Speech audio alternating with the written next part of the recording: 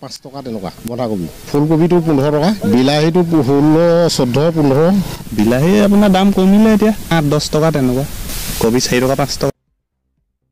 গোলাঘাটৰ গাঁৱৰ পথাৰ আৰু নগৰৰ বজাৰৰ মাজৰ দূৰত্ব সৰ্বাধিক মাত্ৰ 10 কিলোমিটাৰ তাতে শাক-পাচলিৰ দামৰ ইমান পাৰ্থক্য এতিয়া ৰবি খেতিৰ ভৰপক বতৰত গোলাঘাটৰ থলুৱা কৃষকৰ পথাৰত বন্ধাকবিৰ দৰ চলিছে কিলোত মাত্ৰ 4 টকা ফুলৰ দহ ৰঙলাও কিলোত 5 টকা বিলাহী কিলো খুব বেছি এতিয়া কৃষকৰ পথাৰত 17 টকা আৰু তাৰ বিপৰীতে 10 কিলোমিটাৰ নিলগৰ গোলাঘাট নগৰৰ বজাৰত শাক-পাচলিৰ একেবাৰে জুই চাই দাম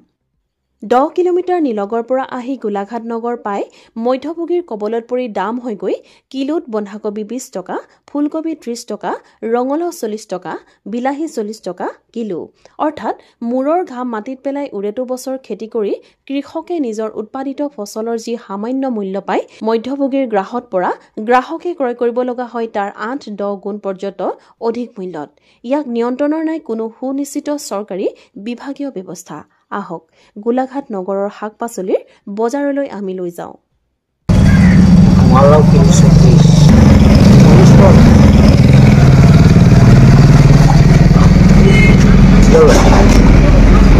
বন্ধাকবি 20 টকা বল আপুনি নিলে 30 টকা দিব নে যাত্ৰাটো কৰিব কেনে চলি নেকি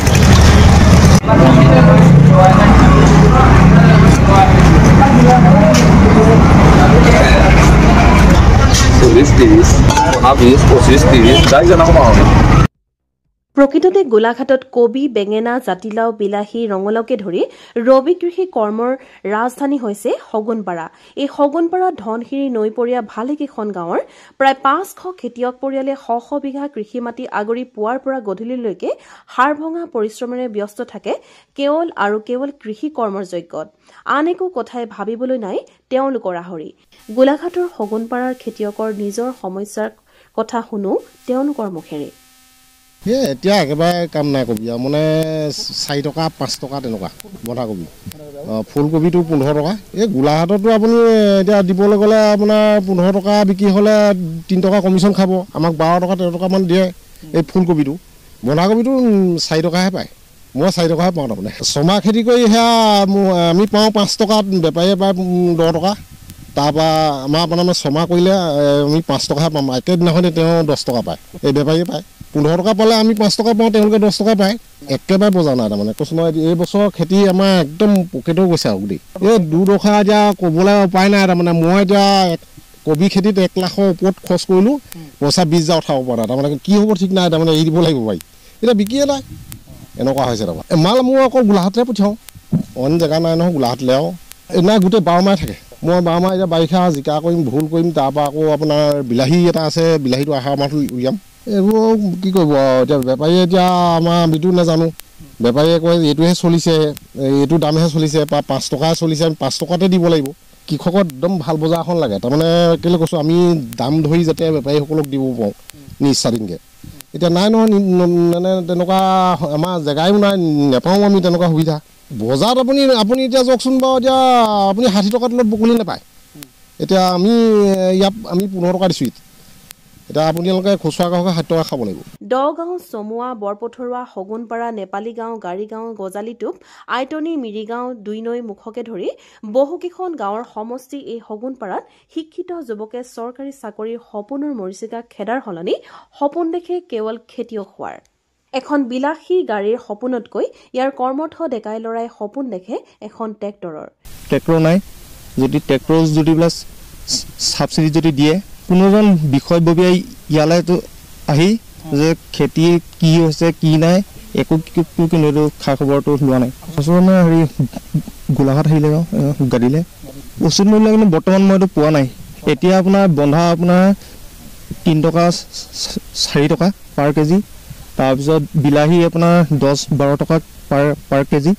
বজাৰত আপোনাৰ 40 টকাকৈ আছো হেৰিটো হেৰিয়াত বিক্ৰী হয় আমাৰ হেৰি নিজৰ আপোনাৰ হেৰি নাই বজাৰ নাই হয় নাই সেইটো কেতিয়াও নাৰাখে মানে বজাৰ মূল্যটো কেতিয়াওতো বোলে কিমান টকাত বোলে বিক্ৰী হৈছে বা কি বোলে সঁজুলিটো পোৱা নাই সেইবিলাক নাই মোৰ এতিয়া 20 বিঘাত প্ৰায় আপোনাৰ 3.5 লাখ মান টকা খৰচ হ'ল বৰ্তমান মই এতিয়ালৈকে 20,000 মই এতিয়ালৈকে পোৱা নাই যাৰ বাবে বিশাল হগুনপাৰাৰ এলেকাটো চৰকাৰী চাকৰিয়াল বুলিবলৈ প্ৰায় নাই বুলিয়ে ক'ব পাৰি সকলো কেৱল খেতিয়ক আৰু খেতিয়ক বিজনেছ কৃষিপথাৰত মূৰৰ ঘাম মাটিত পেলাই উদয়াস্ত পৰিশ্ৰম কৰা হগুনপাৰাৰ এই সকল খেতিয়কৰ কাৰ্যালয় ঘূৰি চৰকাৰী আঁচনিৰ কৃষি বীজ সাৰ সঁজুলিৰ পিছত দৌৰিবলৈকৈও সময় নথকাত গাঁঠিৰ ধন ভাঙি নিজে যোগাৰ কৰি লয় এই সকলোবোৰ বছৰ বছৰি ধৰি অচল হৈ থকা চৰকাৰী আঁচনিৰ জলসিঞ্চন প্ৰকল্পৰ পৰিৱৰ্তে কৃষকে নিজেই নিজৰ পথাৰত ব্যৱস্থা কৰি লয় জলসিঞ্চনৰ গোলাঘাটৰ এই সকল থলুৱা খেতিয়কে গাঁঠিৰ ধন ভাঙি দেহাপাত কৰি কৰা পৰিশ্ৰমৰ অন্তত নিজৰ উৎপাদিত ফচল উপযুক্ত মূল্যৰ অভাৱত মুনাফালোভী বেপাৰীৰ হাতত যেতিয়া বাধ্যত পৰি পানীৰ দৰত বেচিবলৈকৈও বাধ্য হয় আশাহত হয় এই সকল থলুৱা কৃষক বিলাহী আপোনাৰ দাম কমিলে এতিয়া 8-10 টকা তেনেকুৱা এইবোৰ বেপাৰীবোৰে পায় আমি খেতিয়কবোৰে ক'ত পাব তেনেকৈ বিলাহী 2 বিঘামান হ'ব বিলাহী মটৰ কবি 4 টকা 5 টকা এতিয়া কেনেকৈ জানিব এতিয়া বজাৰ বেপাৰীবোৰে চালনে এতিয়া কি ক'ব আৰু হ'ল 10-12 বছৰ ৰঙালাও এতিয়া 4 টকা 5 টকা কেজি এইবোৰ বেপাৰীয়ে পায় এইবোৰ খেতিয়কবোৰে নাপায় ক'ত মোৰ গোলাঘাট যায় সপোন ভাঙি চুৰমাৰ হয় তেওঁলোকৰ থলুৱা এইসকল আশাহত খেতিয়কৰ সমস্যাৰ বুজ ল'বলৈকৈও নাহে কোনো দায়িত্বশীল চৰকাৰী বিভাগ তেওঁলোকৰ কাষলৈ উজনি অসমৰ পাচলি উৎপাদনৰ মুখ্য কেন্দ্ৰস্থল এই হগুনপাৰাতে কৃষি কৰ্মৰ যোগেদি গ্ৰাম্য অৰ্থনীতিলৈ এক জোৱাৰ আনিছে বহুতো কৃষকে অথচ এই সকল থলুৱা কৃষকে নিজৰ উৎপাদিত ফচলৰ উচিত মূল্য পাব পৰাকৈ নাই কোনো পৰিকল্পিত বজাৰ এখনৰ সুবিধা